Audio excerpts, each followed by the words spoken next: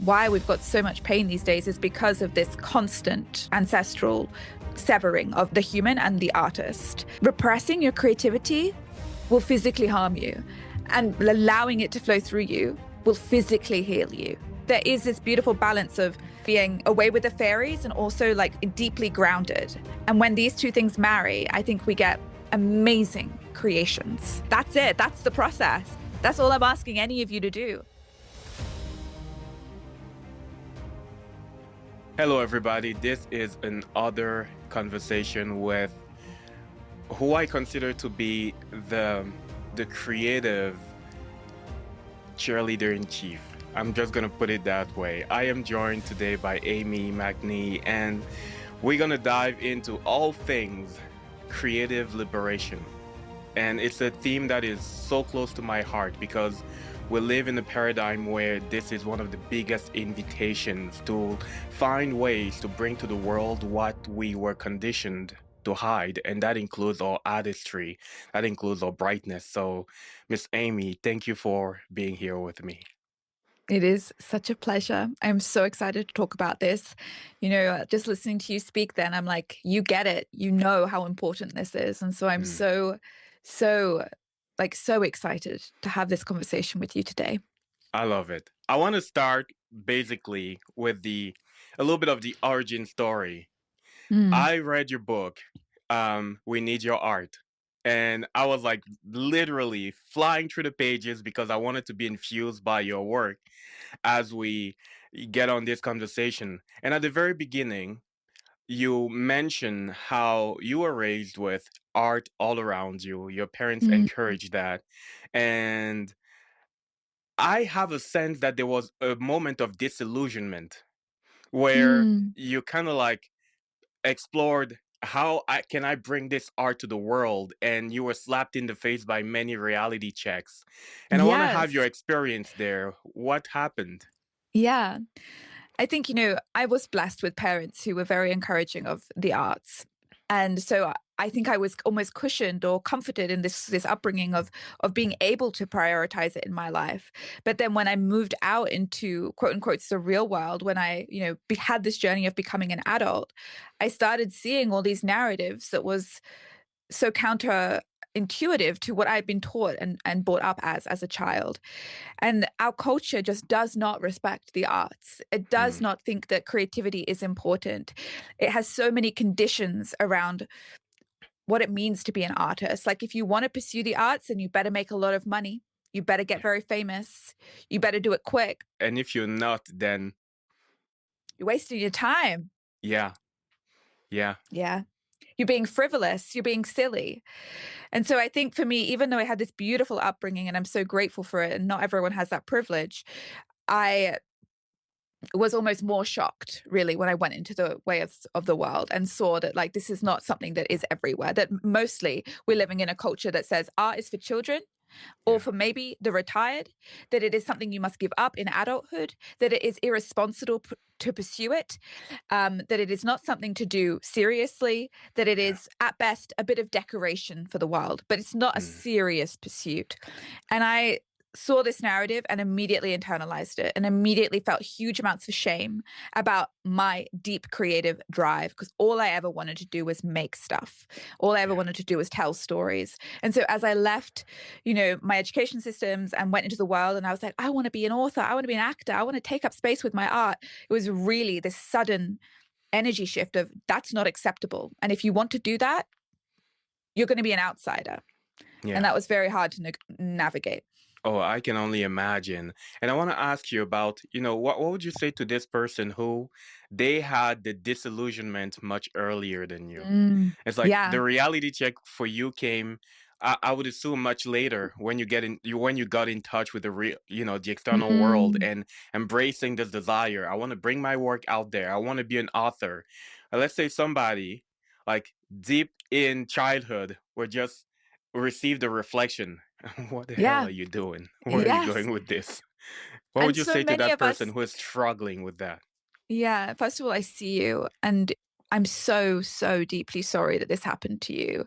And I've worked with so many artists who, even at like being a very young child, children are being told the art's not serious. And for children, it's so instinctual to create. Like, it's hard to stop them from making stuff, but to be Yeah. told when you're little that this is not important, or you're doing it wrong, or you need to be better, like, to have these messages instilled when you're young is so deeply painful. So for anyone who's navigating like a really prolonged history of being told that the creative arts is silly, like, I see you. There is a lot of healing to be done, but I need you to know that you have been put on this earth to create, that it is a deeply serious, profound, and holy endeavor, and you've been called to do it. Yeah. And there's going to be a lot of work repairing that little broken inner child, but that work is beautiful and so, so worth it, because you have so much to give us. Yeah. How important do you think it is to get in touch with that origin story? I see in your book you take people through a journey of like becoming aware of the early conditioning they received around their art. Mm, And I just wonder how pivotal it is for somebody to become aware of that, maybe to resource themselves to meet that hurt inner child so that they can mm. reclaim a new relationship to their art. Look, I've never seen anyone be able to avoid this work. Mm, I've never seen anyone be able to skip why, or just not get curious about what you've inherited, what you're carrying. Like, it's very hard to have a very healthy relationship with your creativity without examining how you've been brought up and how you've had a relation to it in the past. I think particularly it's true because when we create, we're getting in touch with a very young and vulnerable part of ourselves. yeah. And if that young and vulnerable part of ourselves has been treated badly in the past, or been told to shut up, or been told that they're not very good, like, we're just not going to be able to express ourselves well. I think a huge part of taking art seriously is inner child work, because Yeah. it's that childlike part of us that wants to create, that curious, like, uninhibited, like, gleeful part of us. But unfortunately, for many of us, that little child inside of us is cowering away in shame. And we need to be able to ask the questions: what happened to me? Why am I like that? Why do I have this belief that art is only for, the very wealthy, or art is only for the educated, or art is only for those who have natural talent? Like, where did those stories come from? Because if we don't question the stories, then we'll just think that they're reality.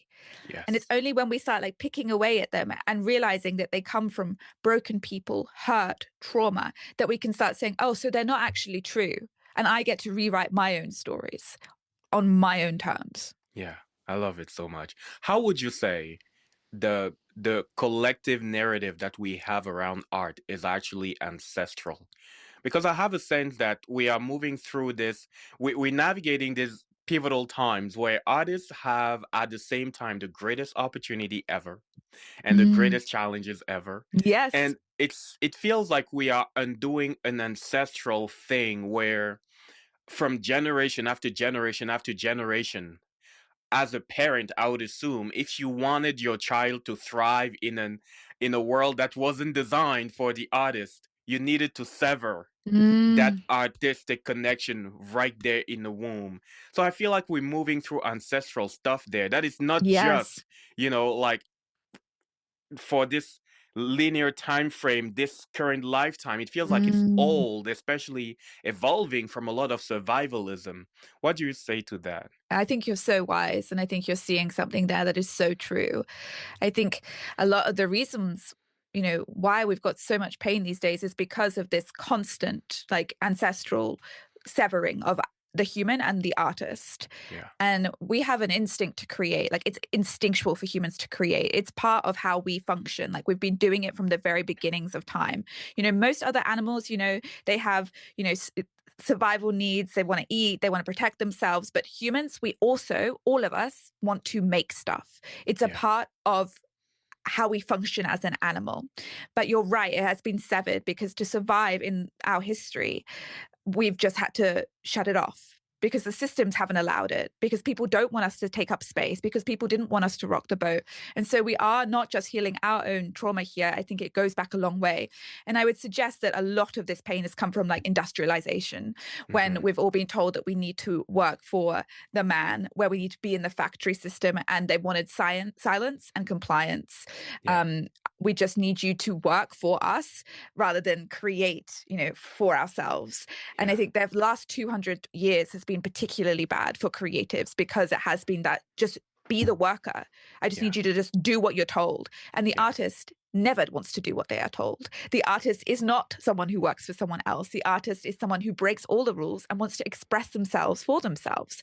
So I think we're really looking at undoing a lot of pain since industrialization and rewriting these stories and reclaiming space. But you're right. This is like it's the era of the artist. But we're also facing the most difficult challenges right now. Yeah. Yeah. I see that. And I want to ask you, when art for you, I feel like it was already a big part of your imprint. But Mm, I feel like there's also this moment where it moves from hobby to like mm, devotion. Did you mm. have something like that? A moment where it was just like, I'm gonna fucking take this thing seriously. I think there was such a shock for me when I left, when I became an adult and I had to get a real job. So I'm getting all these real jobs in inverted commas, and I'm realizing that this is how everyone will spend the rest of the days of their lives. Yeah. And I'm thinking, this can't be it. Like my upbringing was so creative. I was always in plays. I was always telling stories. I was always creating. And to have this like abrupt change that now I'm in an office setting and all I'm doing from 9 to 5 is disassociating because I'm finding it so incredibly painful and realizing that no one else is kicking up a fuss. Like, why is no one angry about this? Why doesn't anyone want more from their lives? And I felt so alone and so embarrassed that I wasn't handling like this transition to adulthood very well.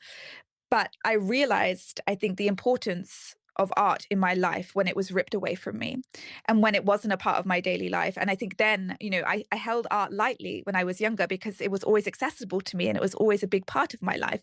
But as soon as I transitioned into being an adult and going to these jobs and it was taken away from me and my energy was taken away from me, like I couldn't create after these work Hmm. things because I was so spiritually depleted, I realized that this is serious. This is something that we absolutely need and I will absolutely pursue. And then it became, and I love the word you used, it became devotion. And Yeah. it was hard because there was so much shame around it. But I just realized that this wasn't it. Like I demanded a life of art. Yeah.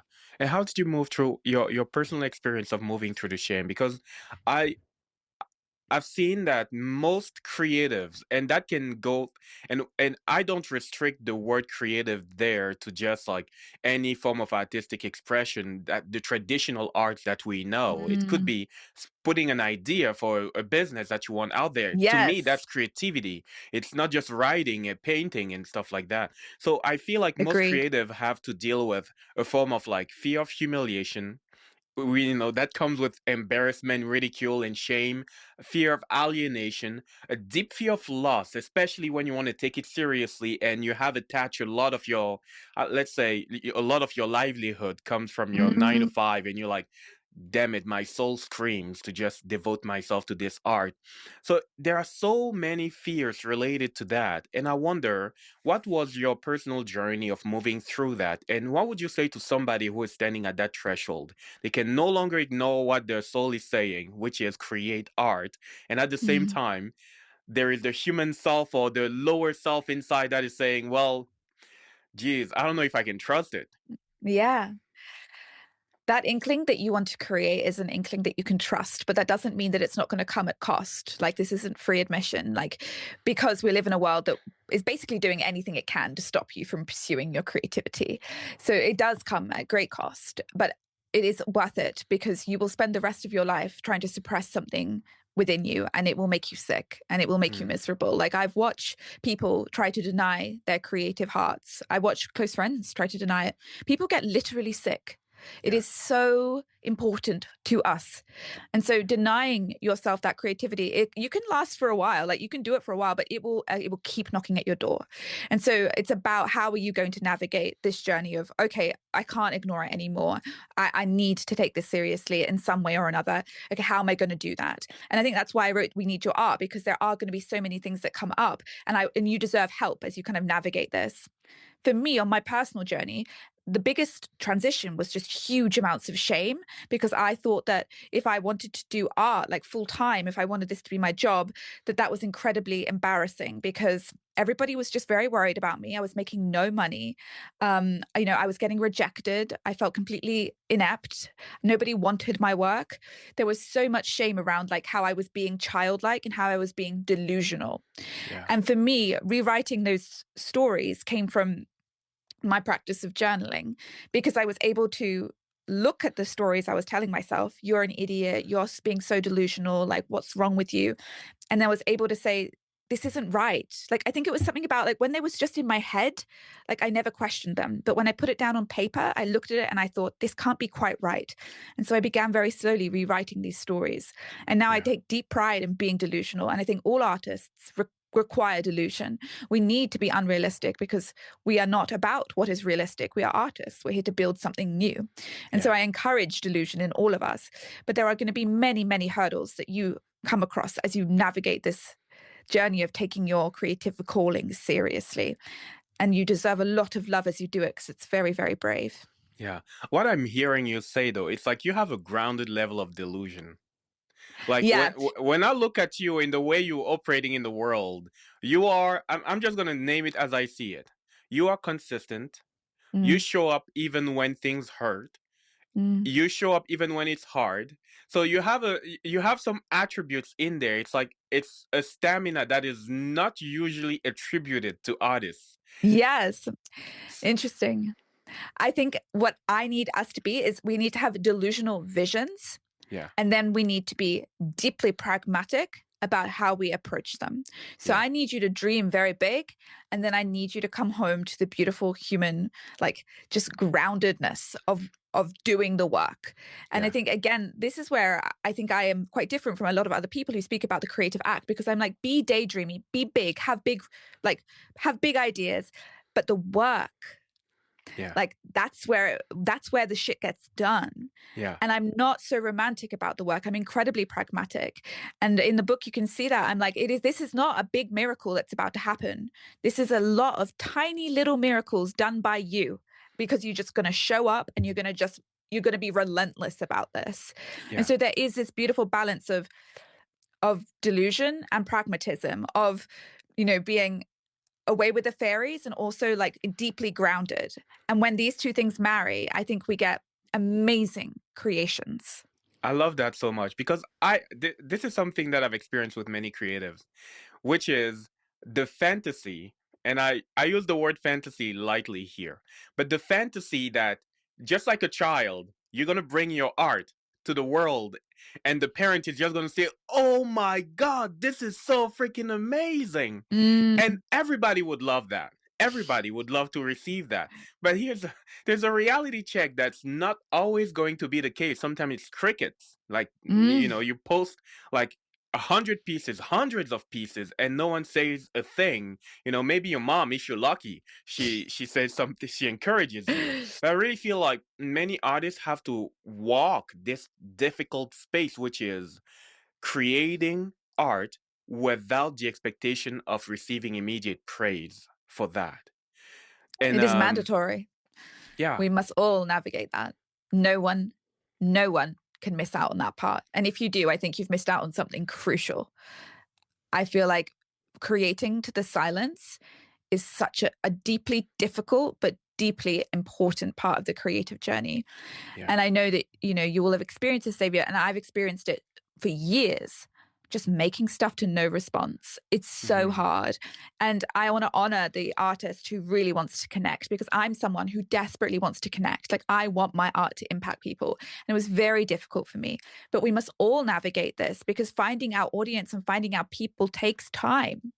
And how we take care of ourselves in the silence is very important. How we maintain resiliency, and so we can keep showing up, finding our ways to do that is so important. Otherwise, if you're constantly demanding someone to say, well done, or someone to say, I like that, your journey will end abruptly. You will stop Yeah, making art. yeah. And what was the role of soul in that moment? The moment of like the liminal void place where no one acknowledges what you create. And even Mm, if they acknowledge, they don't say anything about it. In your yes. personal experience, what was the role of soul? Because I feel like it is not just we like to, I want to say, minimize artistic devotion to just this relationship between you and the artistic outlet, but I feel like there's something in the middle. I feel like there's literally soul in the middle. That has been my Mm, experience of embracing writing, for example. It's like it moves something else within me. It's like I'm writing with something else. And sometimes I feel like that something else is the thing holding me when no one cares. So what was your mm. experience of that? I love your experience of that, and I'd be really interested to hear more about that from you. For me, when I'm writing and sharing and no one was listening, it was an invitation for me to pick me. No one wanted me, but it was an invite for me to say, I pick you. And so Yeah. every time I shared something or I was rejected, I said, I grieved and I was in pain because that is painful. But then I said, this is an opportunity for me to back myself when no one else is backing me. This is an opportunity for me to be on my side. So in a way, it was this very beautiful spiritual experience of constantly choosing myself when no one else would choose me. And that is so beautiful to constantly back yourself when no one else will back you. Like what a profoundly relational experience to have with yourself.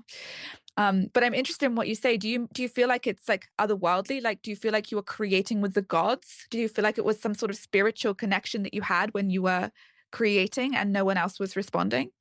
I think when I am in the act of creation, th- I I I feel different. Mm. It's like that feeling is different. It's a feeling that I don't experience in other activities. Mm. So the feeling alone is a feeling I don't experience in other activities. I could Yeah. be coaching or facilitating, it's a different feeling, but the Yeah, it feeling is that I different. have when I am actually immersed in the artistic outlet Mm. is completely different. And it's like that feeling kept calling me back. It's like calling me back. It's like find ways to be with So me. beautiful. I love That that. was my I think experience. I love that. And I agree. There's something a bit unknowable about the Yeah. creative process. And I think we also need to recognize, and, Rick Rubin speaks a lot about this, and I really, I do back him, but like we need to understand that process is holy and that the process must be worth it. And it is worth it alone Yeah. without any, without any outcome, without any connection, the process is worth it.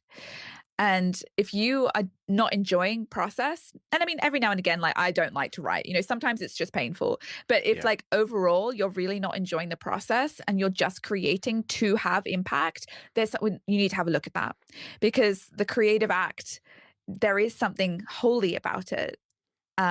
And there is something magical about it. And we need to, and we get to, and we deserve to sink Yeah. into that feeling. Yeah. I love that so much. You talked about something that I consider to be pivotal, which Mm, is the relationship that art.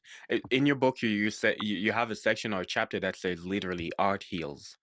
mm, Um, and I've experienced moments where, let me say it this way: repressing some of my deepest pains, like emotional injuries from the past, was less painful than repressing calling mm, art, or you know it was less mm, painful. I had moments where I was experiencing panic attacks because my body was literally saying that thing that you keep shoving down. mm. It's gonna hurt your body, so you got to Yeah. do something about it. What is your personal experience with that? How has your art been your own medicine? I mean, literal medicine. Literal medicine. There's so much beautiful stuff to talk about around this, and no one's talking about it, not even nearly enough. Um, I mean, I was in chronic pain for years and years, like really bad chronic pain. And I just thought it was going to be the way my life went. And over the last maybe 2 or 3 years, I've basically had no pain. And these are the last few years that I've Mm, truly been allowed to be with my art each day. And I think we forget and we neglect the amount that, like repressing creativity, what it actually does to our body and what we're depriving of our body, because the creative act, we know, we've seen so much delicious research looks at like anti-inflammation, like it takes down your pain levels. Like art is literally medicine. And there's an amazing researcher called Dr. Daisy Fancourt. She at a university in London, and she speaks about how it's very hard to explain art as medicine because it doesn't just have one function. Like, like an Advil has like one function. It's like, it has a job, but art does so many different things to your body. It's like a super pharmaceutical, but it's Yeah. almost like it's so good that people don't even know like how to explain it because it's doing so many different things to the body and to the mind. And Yeah. so when we take that innate and instinctual and medicinal part out of our lives, our bodies will suffer, our minds will suffer. And yet no one wants to talk about it. And, I'm all up for like, an ice bath and I'm very into my meditation. But I'm like, why do we keep having these conversations about all these different health protocols and forget to talk about the creative act, which again is like one of the most instinctual acts of humanity. Yeah. And I want it to come more central to the conversation. Repressing your creativity will physically harm you, and allowing it to flow through you will physically heal you. And Yeah. not just heal you, but let you thrive, let you be healthy, let you be delighted, let you be joyful and energetic and like more yourself than you've ever been. Yeah, it's like it feels like this is the energy that we have that is the closest to divine energy, because that's what it does. It's the Divine energy creator energy. creates. It's the Yeah. creator's energy. It's as if allowing yourself to express your creativity in whatever way is significant to Mm, you, it restores that life flow within you. So that's how I see beautiful. it. And when I saw that in your book, I was like, this is fucking awesome. It's so This is fucking cool. and do you think there's going to be a time where somebody is dealing with some form of like illness, disease, or and part of the healing protocol will be this person is recommended, I don't know, 100 hours in a creative room where they just get to experience and create? I hope that we move into like an era of medicine where we do look at this kind of thing. I mean, we see it a lot with like alternative medicine as we have art therapies and we have, spaces where, I mean, in the book I was referring to in my own book, which is called Your Brain on Art, they look at huge amounts of studies where, people with PTSD are made to dance, people with chronic pain are made to paint. Like there are programs that do this, but it needs to be brought into the forefront. Like we need those health bros and all those podcasts to start Yeah. drawing, Yeah. it needs to be something that is widely spoken about. I need Andrew Huberman to be like getting his crayons out every morning, and sharing his drawing protocol with his like morning light protocol. We're going to But it create just a reel of this and send to Andrew Huberman. I want him to be with his crayons after he gets his morning sunlight. He needs to Yeah. be getting his crayons and creating because this is such an important part of our health. Yeah, I love that so much. I want to ask you now about the transcending that fear, that seminal fear of being seen, which I like to think of. I mean, being seen, I think it's what we crave, but the potential negative outcomes that we attach to being seen is, I feel like this is actually what we dread. The ridicule, or the who do you think you are? Do you think you're the next Pablo Picasso or Mm, whatever? I don't know. yeah. So I feel, what has been your experience of moving through that fear? And what would you say to Mm. somebody who is there? Like they are sitting on piles of masterpieces that they haven't shared with anybody.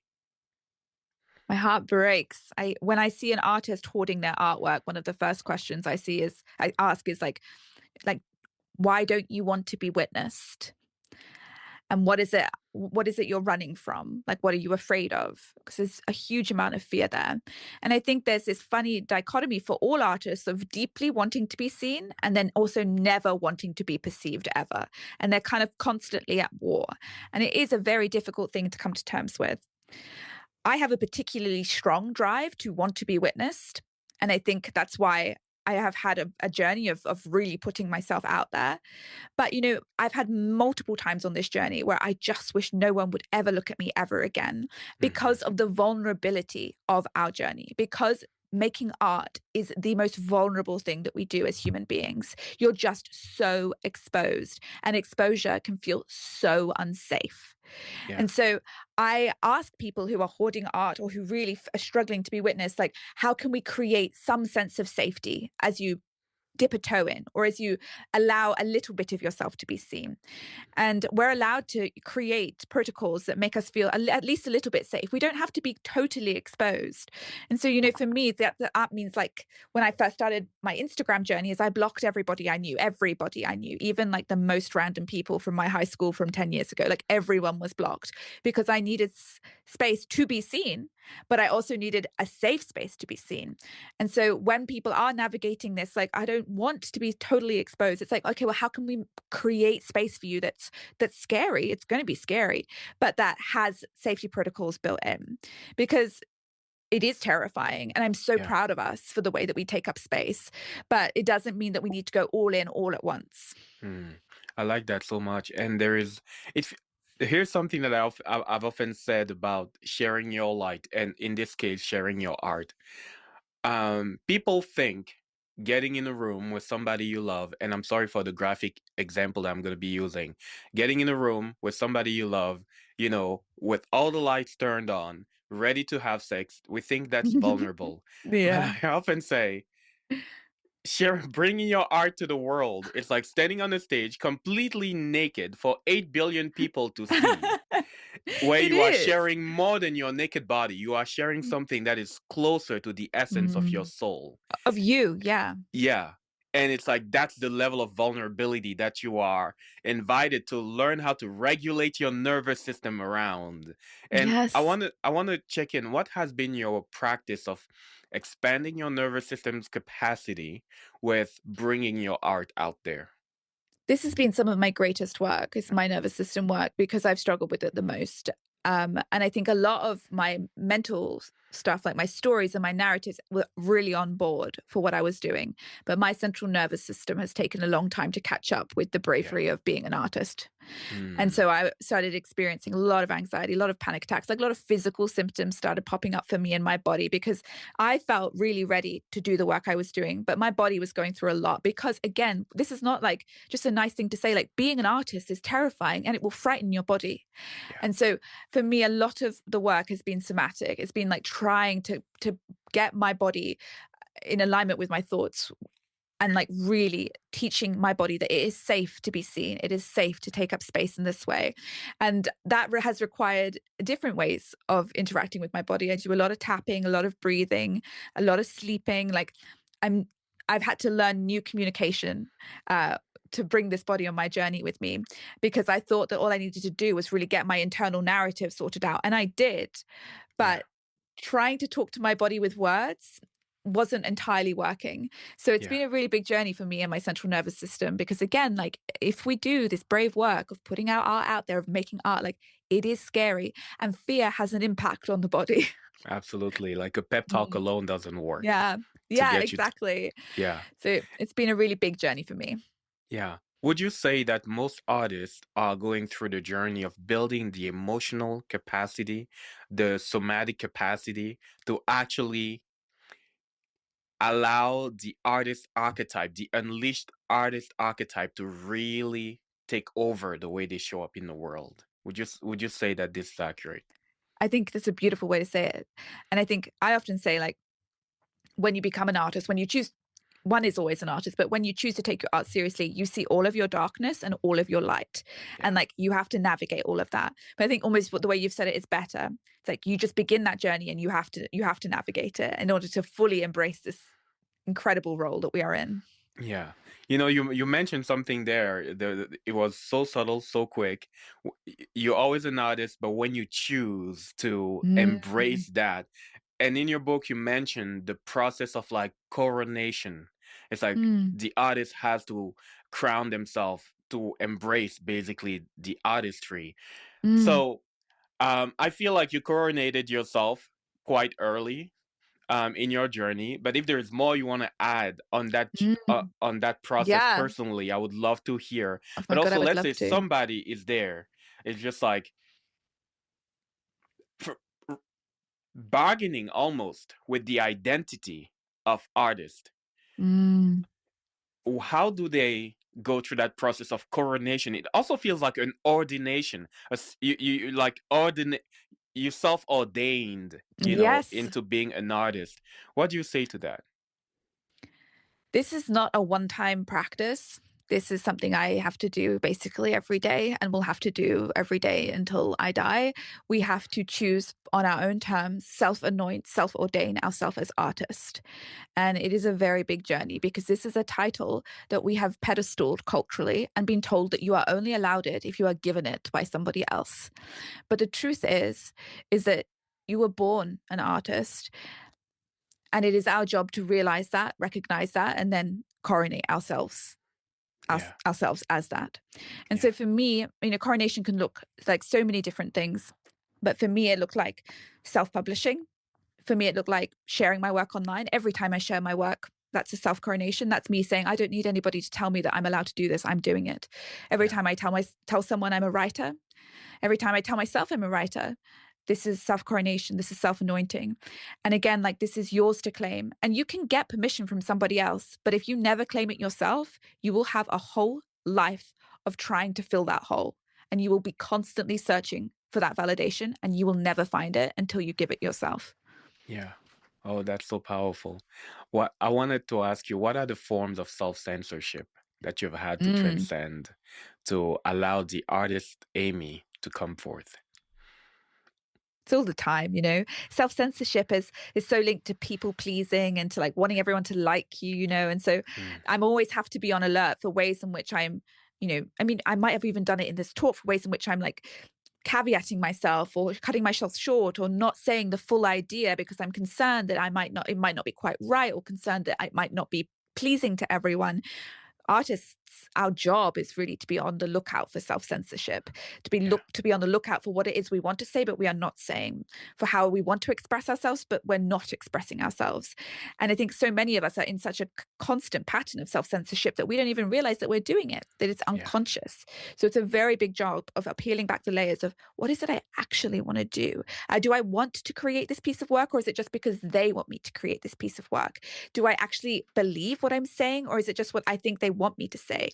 Like, really having that curious and questioning mindset all the time is actually something I think I need more of it at the moment, because I'm in book launch mode, and I don't think I've been looking at it as seriously as I need to be, because it's such an easy pattern to slip back into. But it's why I have a whole chapter on it, because it's so important that we get to express ourselves as ourselves, not as someone's version of ourselves, not as what someone wants us to be, but and who we actually are. yeah. I love that so much. There is there is this distinctive feeling of sacred frustration, maybe even like heart-centered anger that Mm. is kind of driving a little bit your, at the very least, this is my impression. It's kind of driving a little bit your devotion to the path of the artist. And I want to Mm. hear more about it. I And want to write also, down the phrase sacred frustration, because I absolutely love that. And that feels like a huge part of my life. Sacred frustration. I've written it down. I love it, Xavier. Beautiful. yeah. Does that resonate? Is that something that's Yeah. present?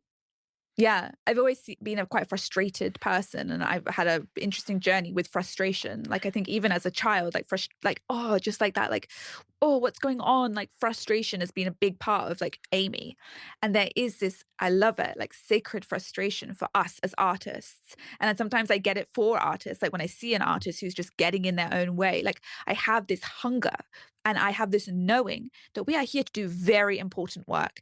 And so whenever I see the systems getting in our way, or when I see ourselves getting in our way, or when I see myself getting in my own way, there's just this like hot fire, like, oh, for fuck's sake, let's go. I need it out of the way. I need it out of the way now, because this is so magical and this is so important. So yeah, I've got that fire in me, Xavier. I think the fire just spoke. And and I wanted to ask you how, because I experienced it myself in different other ways.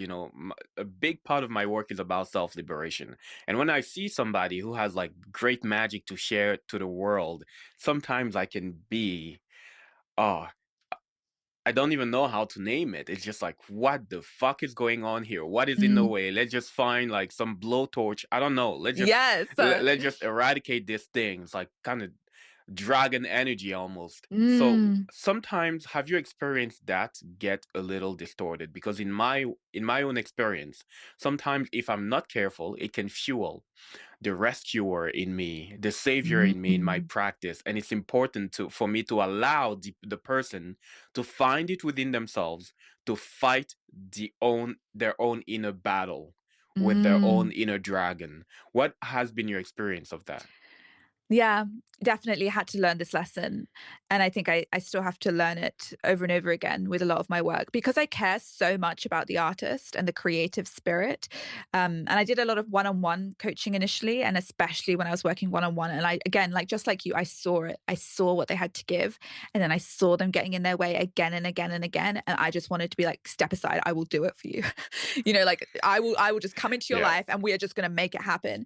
And understanding that that's not their journey and that's not what's going to help them. It was a big thing for me. And I love my urgency and I love the fact that I know and I see the importance of this. But that doesn't mean that our journeys have to be fast. That doesn't mean we have to navigate everything quickly. And I need to let myself and other people, take their time to navigate these big resistances because they do take time. And I can't come in there and rescue and help. I can only be me. I can only do what I'm doing. I think that's been a really big lesson for me is being example rather than coming in and like trying to micromanage everybody. It's like, Amie, are you creating art? Are you sharing your story? Are you taking up space? Are you being the shining fucking light that people need in this world? And that kind of brings the power back to me rather than wasting my energy and trying to like stop people procrastinating because it drives me fucking insane. Yeah. Would you say that was kind of the ground that we need your art grew from? Or I let me just frame that Yeah. differently. What is the ground that we need your art grew from? What is the initial seed that caused you to be like, this book is needed in the collective? Mm. This book is the book I needed at Yeah. 21, 22, very, very badly, very badly. I needed me right now. Mm-hmm. And what an honor it is to say that I grew into the woman that I desperately needed when I was younger. Um, but I think this book and is a culmination of all of my lessons that I have learned slowly over the time, with not a huge amount of mentorship, to be honest, with a Mm-hmm. lot of like having to just battle through by myself and having to be in a lot of pain and be quite alone. And so it's a culmination of quite a lonely journey, and then making sure that this doesn't have to be a lonely journey for those that come after me. Yeah.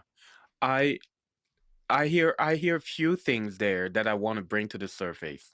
It's like you had to find the grit within yourself or the drive within yourself to engage your path, the art in all the ways you could.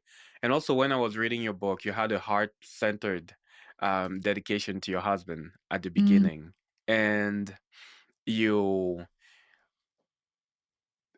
it feels like that relationship is just is much more than the traditional mm, romantic relationship or marriage, or it feels like there's also soul creative allyship in there. mm.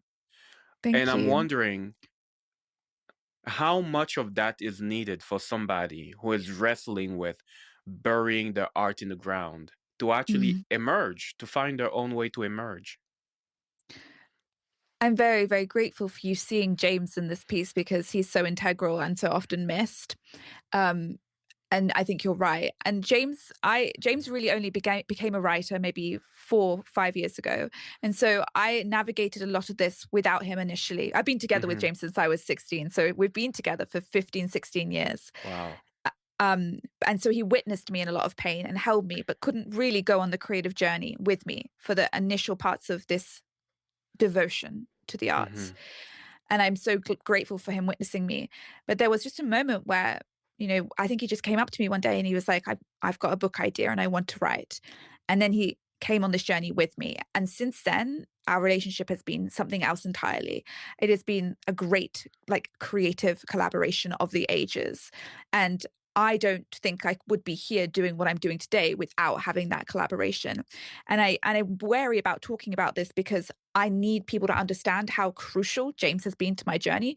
But I also want other people to understand who don't have someone like James, Yeah. that like this is not how it needs to be for everybody. But I do think creative companionship and creative community is very, very important and not cultivated at all in our society. And giving people creative spaces and to be seen as an artist and to be seen in your creative endeavors, I think is, especially when other people aren't seeing us, like when our work isn't resonating, to be seen trying, I think is so important. Yeah. Yeah. How would you say, I mean, what would you say about exiting the age of the lone artist? Because I feel like Mm. it is a personal experience you've had. You've had and maybe that's the Yes. cocoon phase of the artist. Maybe it's necessary at some point in the journey. But I also feel like we are moving out of the age of the lone artist, the Mm. kind of lone wolf, but the artist version, where you have Yes. to do it all your own, carry all your dreams and visions and Mm. canvas, you know, on your back, and I don't know, and paintbrushes. Mm. um yeah, I just feel like these times are demanding more. We demand more. And I want us all to demand more. I think that's a big part of my job is like making sure artists understand that they have value so that they can demand more because we deserve more and we need more to thrive. And I love this. I think you're so right. I think there is this trope of the solo artist and even like the solo entrepreneur. We grit, we grind. It's only us. I think it's bullshit. I think it's martyrdom.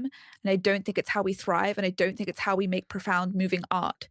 And I want us to understand that even the most introverted, even with practices that are so like traditionally done on their own, like writing a book, that we still need huge amounts of creative support. We still need to be witnessed in the process. We still need to have people we can reach out to as we do this. And we need to be able to talk about it publicly. Like this isn't a secretive thing that needs to be kept behind closed doors. Like art should be spoken about a lot in public. Yeah. I love, you know, there's something about your personal journey because I've been, from the moment I've been following your journey for a while. From the moment you Mm, signed the book deal for We Need mm, Your Art and the way you brought that forth.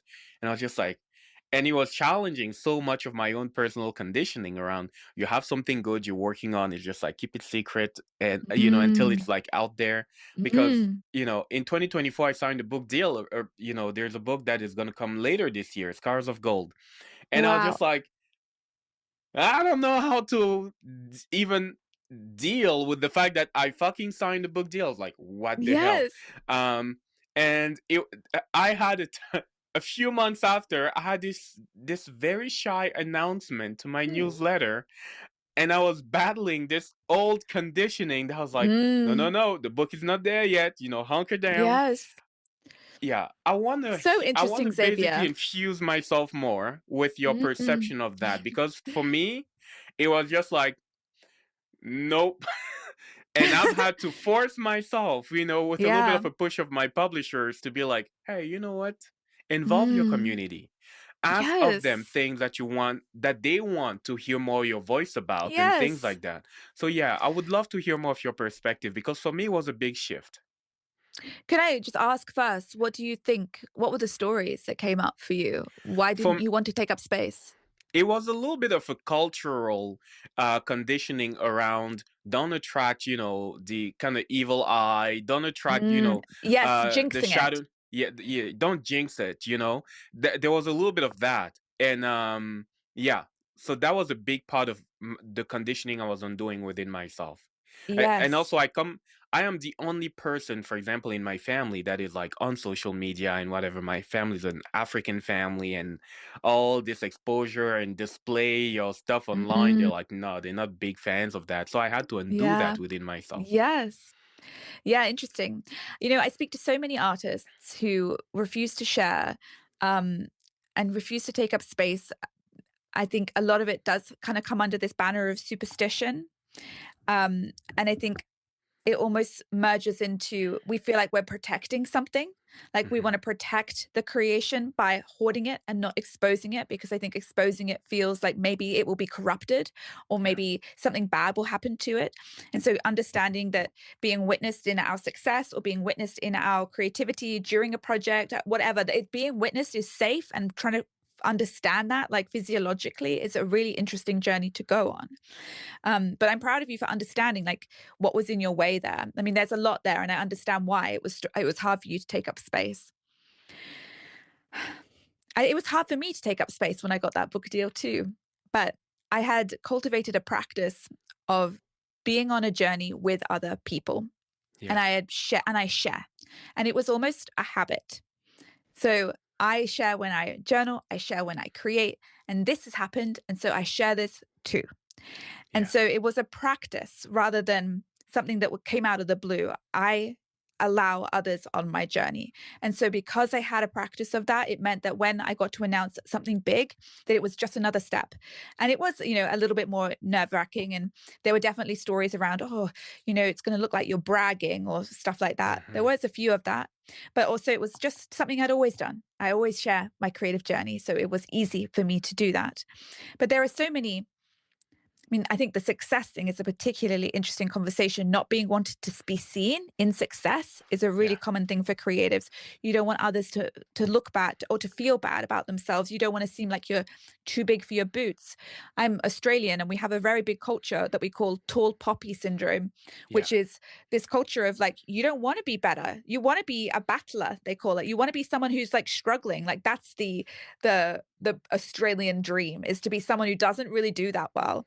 And so success is something that I think a lot of us fear, which is ironic, but I think it gets in our way a lot when it comes to taking up space as well.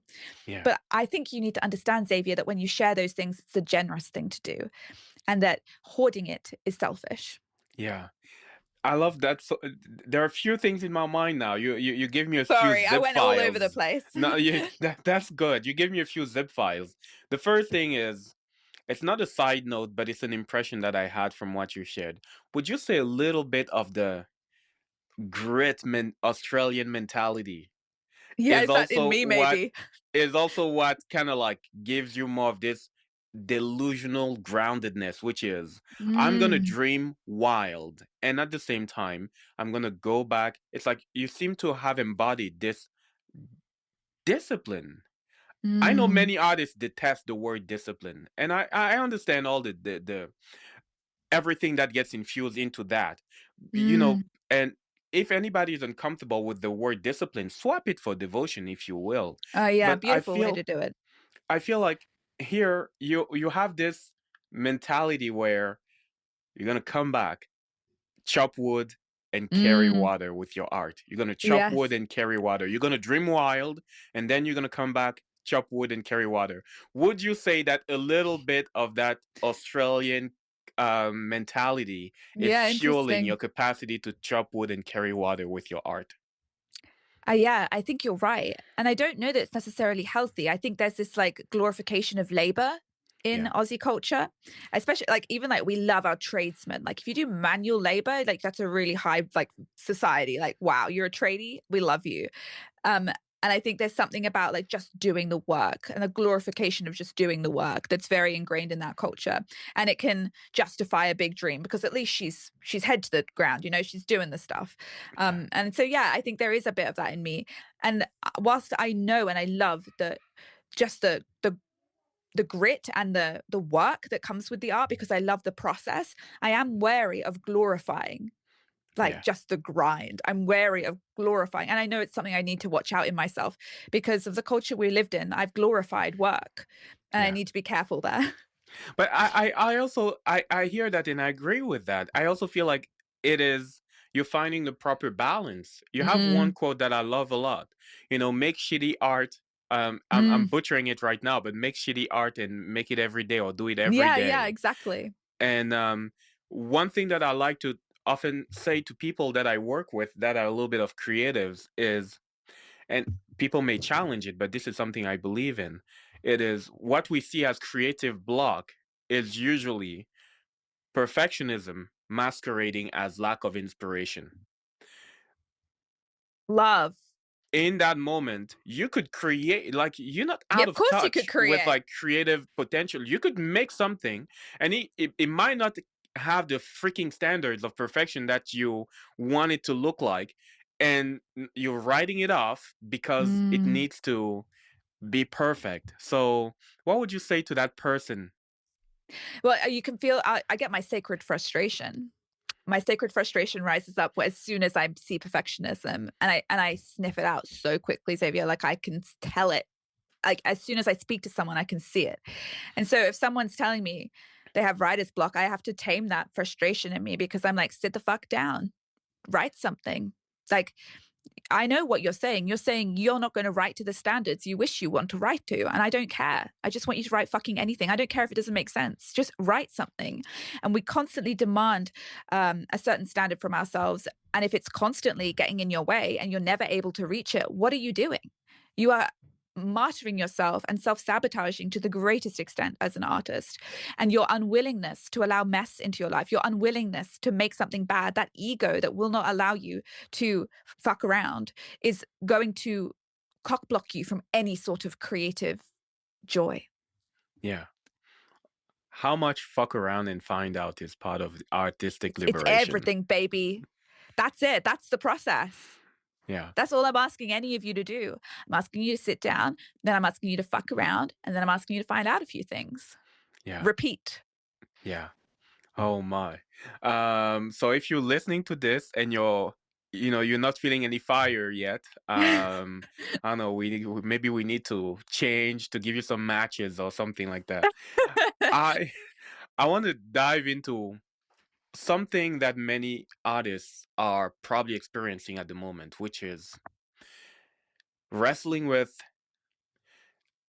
a digital world that is expanding really fast, fighting with algorithms, or I don't know, finding ways to cooperate with algorithms, or dealing with artificial intelligence and all of that. And what would you say to the artist that is looking at all of this and is feeling more overwhelmed than ever before? Mm.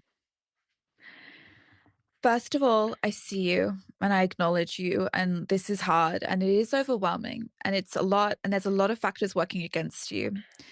I think we see historically the artist trending towards the victim because we have been victimized by a lot of systems. And I can see artists right now trending towards the victim trope, which is the algorithms fucking hate me, Zuckerberg sucks, AI is coming to get my art. And I see you like, this is bad. But the artist cannot be the victim. Like a victim mentality it just extinguishes all creative fire. And so I need you to acknowledge that this is fucked and to grieve and get angry. Like that's also valid. But then I Mm, need you to realize that you have a job now and it's more important than ever before, especially with this oncoming storm of AI. We are going to need human art more than ever before. It is going to become a commodity that is so valued. Your humanity is going to become so much more valued because of what is happening. And so, yes, this sucks, but it's time to fucking make something. And it's time to fucking work against these systems and take up space and figure out ways that we can connect. And again, I know that's much harder or easier said than done, but I'm worried that we're seeing a lot of artists opt for apathy and say, well, yeah, there's just no point anymore. And yeah, again, apathy is the opposite to artistry. yeah. Yeah. And I feel like for some, it maybe that apathy has even become a safe space. Oh, it's It's so like, safe, right? You don't have to do anything yeah, scary when you're yeah, apathetic. You don't have to do shit. You can just sit there and consume. yeah, You're right, Xavier. yeah. And it's like the perfect excuse to disown your art, basically, to It's not try it's at the all. perfect excuse. And I see that a lot. It's like, well, what's the point of creating? AI is coming. I'm like, there's never been more of a point. And Yeah, so don't use that. And again, that sacred frustration comes in and that little bit of the fire comes in. And I'm like, do not bitch out and you don't dare use this as an excuse because we've never needed you more. yeah. I love it. Like a little bit of tough love there. I love it. Now, what would you say to somebody who feels commoditized in this? It's like that's the nature of the world at the moment. It's like their art, Mm. they feel like their art is being commoditized. And I have a personal take on it, which is, again, I don't want to relate to our systems like a victim of the system, but I'm gonna try to use the system in the best of my ability. In like the algorithms and all of that, I'm gonna try to do Mm. the very best I can to surf on them. But I Use see, them. yeah, to use them. And I Mm. see a lot of people that are, again, diving into that hole of feeling like, I mean, I know it doesn't feel good when you feel like you have to constantly be um, just a pawn in the whole game, in Mm, the whole system, and you feel like your art mm, is commoditized and all of these different things. And I feel like art is can be seen in two ways. It can be seen first as a remedy, which is the mm. truth. It's maybe the core essence of it. Um, but also to a certain degree, there's a little aspect of commodity there. And I know this as I'm even saying that it's unpopular to many artists to see, their art as both. I see your book as something that strikes something into my heart, and at the same time, it's a soulful commodity to me. It's like it plays Yeah. both roles. It's like it ignites something inside of me, and at the same time, I'm consuming it. Yes. Um, yeah, I have a feeling we're very on the same page with this, Xavier, and it is controversial, and a lot of artists don't like how I see art. But I have a big problem when we get very precious yeah, around creations, and I think we hmm mollycoddle them, and we like cover them up in cotton wool, and we say you can't commodify it; it will ruin it. And I just think art is so much fucking sturdier than that, and you need to be sturdier than that. And I just feel like I also feel like cynically, there's like this idea that like art isn't pure if it's a product, or this idea that if you're selling it it makes it icky. Like to me, I mean, I get real, I don't think it's sacred frustration, like I get like something else entirely around this conversation. It pisses me off so much. yeah. I feel like a lot of artists take it on as like a way to protect their art, but what's actually happening is it's disempowering artists, it's keeping us poor, and it's like making us stay quiet, and it really annoys me. And my art can be sacred and holy and also have a fucking price tag on it. I love that so much. Would you say it's that is precisely the other thing that enables the system, which is maintaining artists broke and starving Yes. artists because we have made the art within us. We see it as so Yes. holy that the world is not allowed, quote unquote, to consume it. Yes. I have a problem when we like deify art to the point where it's no longer human.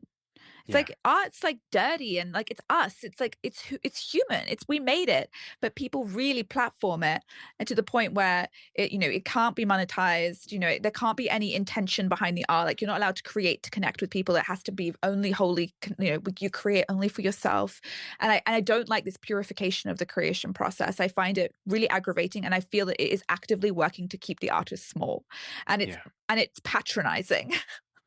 Yeah. And I think that's a big trigger for like an inner child me. Like I never liked to be a child. I never wanted anyone to speak to me as a child. And when we speak to artists in this way, I get this like teenage rage. And I'm like, stop. Like this is ridiculous. Art is worth money. And when we ask for money for our art, that is a holy and beautiful practice. Yeah. And yeah, I really don't have a lot of time for it. I love it. What would you say? I feel like you have a few controversial takes that so many Mm, artists would not want to hear, but that, are necessary for self-liberation. Are there, mm. do you have a few of those that maybe you've been close to saying during this interview, but you haven't really said? I have a lot, and unfortunately, my work with self-censorship means that I do say them out loud. Sometimes I maybe say them more gently, but that's just because I think it's easier to hear them gently. Another big one that I know that a lot of people have a very hard time with comes back to our conversation with the internet, and that's a lot of creatives get very angry that they have to post about their art, and they would rather only be doing the product itself. So they only want to create, they don't want to post it. And so you get a lot of writers who say I thought I was a writer but now I'm a content creator, and I Yeah. have literally zero time for it, Xavier. If you are a writer, it is your job to champion your work. If you are an artist, it is your job to champion your work. And this idea that you can be a professional creative and only create and never share and never back yourself, to me is such a cowardly take. And I think that we're saying, oh, it's the internet, like, Instagram's made me a content creator, and instead of being a writer now I'm making reels. We look back in history and we see Beatrix Potter, who wrote, she's an English writer who did all the gorgeous little children's books. She self-published. She went around took that book all around her village, gave it to like influential people. She basically did influencer marketing. Yeah. Charles Dickens is like, selling his books to like people. We have always had to fight for our art. And I hate this myth that Instagram or the social media landscape has like corrupted it and made us into content creators. What we are doing is we are championing our art, and I don't have time for people who complain about it. Mic drop. How do you feel? I know, and I want to be compassionate, and I understand that it can be frustrating. Yeah. Like right now, I'm in the middle of like having promoted myself so hard, and I'm tired, and I see it, and I know that it's not quite the same as the creative process, but I need us to see that championing ourselves is an art in itself, and it is our responsibility. Yeah, it's like what you're offering right now. I think, we often have, this is a term that I've started using lately. We have this form of toxic compassion, Ooh. which is basically enabling, it's like protecting the wound and not really helping the wound heal. And we stay in that space where, it's like we are basically creating this hard shell around the pain, and we're not allowing Oh, because we don't want it to be poked. yes. Imagine you have an abscess of your skin on your skin, and the pus needs to come out. And a doctor understands that, okay, the pus needs Mm, to come out, but you have somebody else that is protecting the abscess that says, no, no, no, no, if you do that, this person will get hurt. And the doctor says, well, yeah, you need to go yeah, you through that need to hurt be so that the heard. pus comes out. And I feel Mm. like the person usually protecting the abscess is a toxic form of compassion. So interesting. I love it. I think we see that a lot these days. Yeah. And what you Yeah. offered there is a difficult form of compassion, but that has the capacity to actually liberate somebody and heal them. That's how I perceive it. So if Thank somebody is you. listening to that and is getting agitated and triggered inside, I'm inviting you to sit with what within me is actually moving, because I think it is the era of the empowered artist, and the one that has Mm. developed the spiritual stamina to say in a very much, you know, digital exploding world, like, I am fucking here, and what I have to offer matters too. And yeah, so I just wanted to add that in there I to the love person that. who And I might think, feel activated. yeah. And again, like I want to honor all pain, but I also will always want to speak my truth. And I'm so grateful for that analogy, because I think that's so beautiful. And I think that's something I will definitely think a lot about, Xavier. I love that. Toxic compassion. Yeah.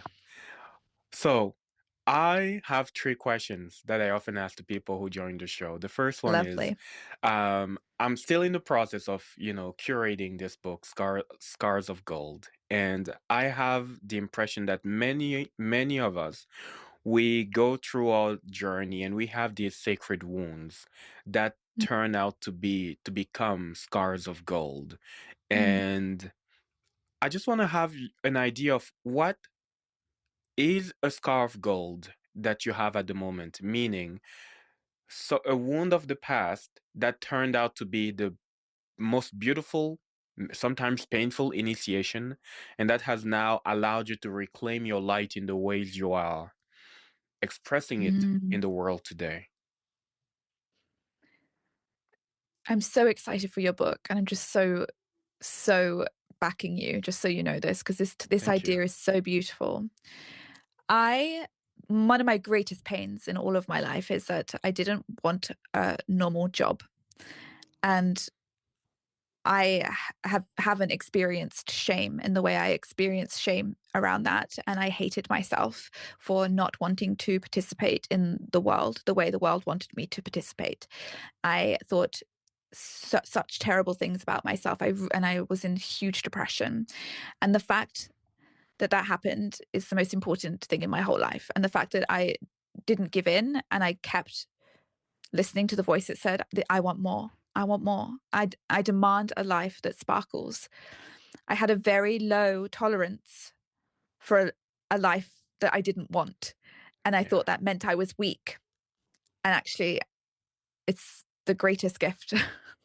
Yeah. I love it so much. And to the person who is there, who is, let's say, the person is feeling suffocated by the job. I saw your video when you posted a video, I think it was around 2018, where you were just Mm. like in the disillusionment. You're like, I Oh, don't want so this. bad. Like, Yeah. I don't want this. To the person who is there, what would you say? How can they reclaim their own scar of gold? You deserve a life that you love. And the fact that you want more and are asking for more is beautiful and you deserve it. And I think that's what I really needed to hear is like, you're not asking for too much. You're not Yeah. asking for too much.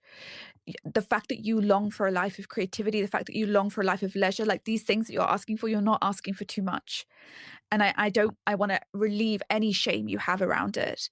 In fact, I'm incredibly proud of you for acknowledging these thoughts and for listening to these thoughts because we live in a culture that wants to stamp them out.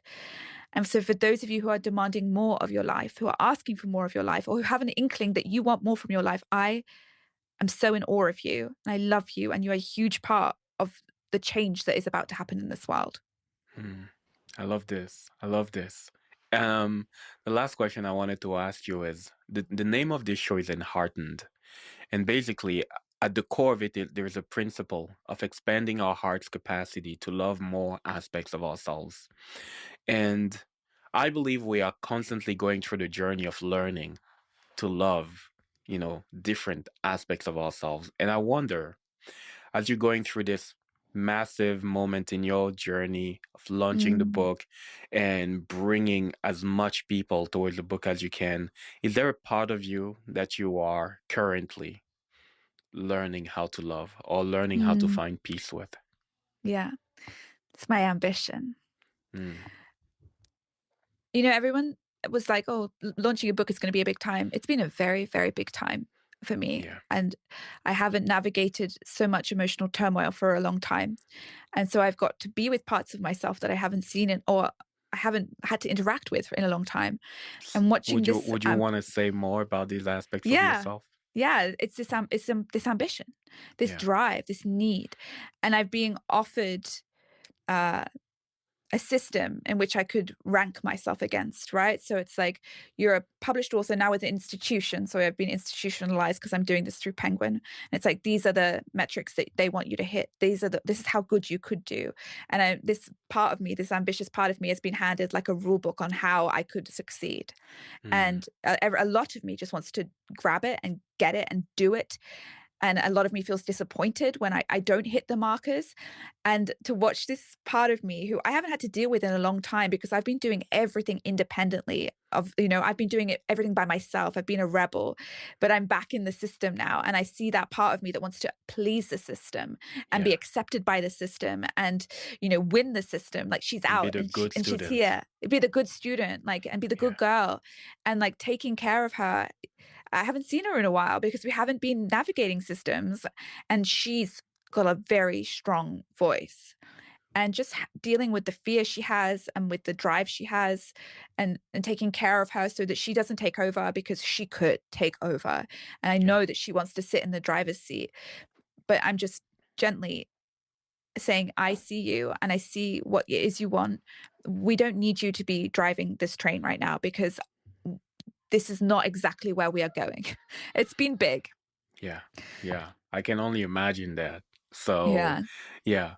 What are a few last words you would like to say to anybody who is an artist, who is looking Mm, for the spark to bring their voice out there, their art out there, their creativity out there? mm. I'm going to say something, and I know that, like, for a lot of people, it's very hard to hear, and you might think I'm just, saying something nice, but I need you to hear, like, the sincerity in my voice. We need you, and we Mm, need your creations. And you might think, oh, but like, why? I'm being fucking serious. Like, we need artists right now more than ever. Like, I think when we look at the grief and the pain in this world right now, the solution is us. It's the artists. We have a very yeah. big role to play in what's coming next. And I need you to start figuring out how you're going to play that role. What are you going to create? How are you going to make impact? And I need you to start taking yourself very seriously because we need you. I love that so much. Now, I would love to bring your own creation to the forefront. You have this new book, We Need Your Art. Stop fucking around and make something. I Yeah, love the baby. title so much. And how else can people get into your universe? So you can find me uh, online, obviously. Inspired to Write is my Yeah, Instagram, and I share a lot there. I also share a lot on my Substack, which is just Amie McNee. And then you can find all my offerings, all my books. I have a membership as well on my website, which is amiemcnee.com. But you can basically just Google my name, and all the random stuff I've created over the years will be there for you. I love it. Miss Amie McNee. It's been an ultimate Thank you. pleasure. It It's has been been an a ultimate true honor. pleasure. And I wish We Need Your Art the ultimate success it can possibly Thank you. have. And I hope the conversation, I mean, at the very least, to the audience of Enheartened, if you have that creative spark within you, I trust that not just this conversation, but this book will be very liberating to you. So go get Mm. it. Thank you for joining Thank you, me. Xavier. Thank you so much.